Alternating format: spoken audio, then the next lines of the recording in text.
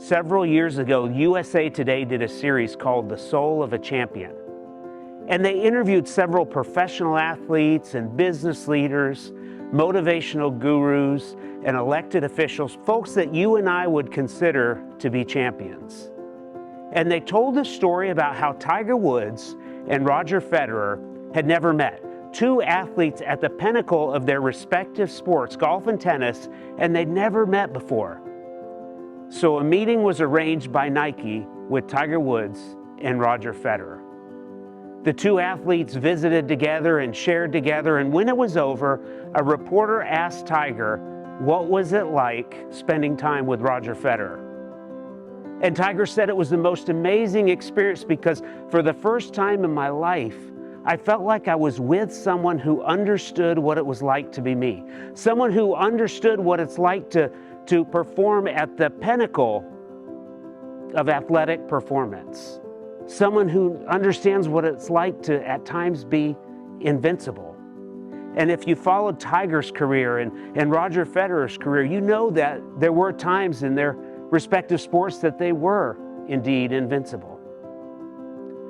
The article went on to interview hockey legend Wayne Gretzky, and they asked Gretzky, what was it specifically about you that made you a great champion?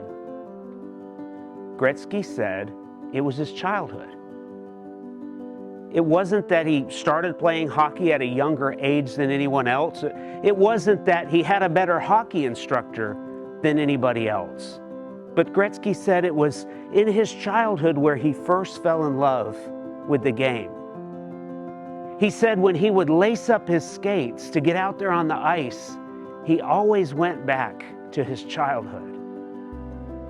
Even as a pro skating under the bright lights of the NHL, he always imagined he was a little boy skating on that homemade ice rink under a single string of lights that stretched from his parents' house to his neighbor's garage.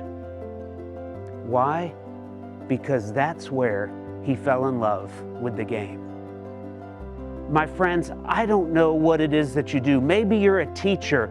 You're molding minds of youth to be the leaders of tomorrow. Maybe you're a nurse and you're providing life-saving care on the front lines when people are at their most vulnerable and desperate.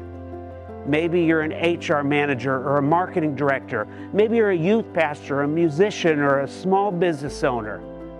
But there'll come a time when every single one of us will hit a wall. There'll come a time when every single one of us will feel burnout, left out, and shut out, and maybe even down and out. My challenge for you is this, to go back to your childhood. Not literally, but figuratively, go back to that place where you first fell in love with whatever it is you do.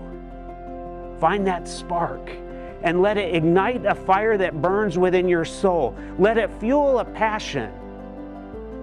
And then when you do, get back out there. Why? Because the world deserves it, and so do you.